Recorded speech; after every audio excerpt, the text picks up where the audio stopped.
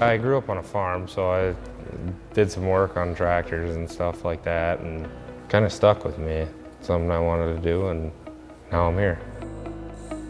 I'm Landon Knapp, and I'm a graduate of Northeast Iowa Community College. I just kind of always figured that I'd just go to nicc. I think the best part about it was that it was a one-year program. It's all hands-on. We did complete engine teardowns. It's a lot of critical thinking. Either way, you're going to learn something, whether it's a soft skill or an actual hard skill. Pat Osterhaus is a good instructor. If you ever had a question about things, you could just ask it whenever, and Pat would literally just come over and show you how to do things. Suit and tie jobs aren't always what they're meant up to be. Seems like you're never doing the same thing twice. You're always going to have a job, and it's just a growing industry.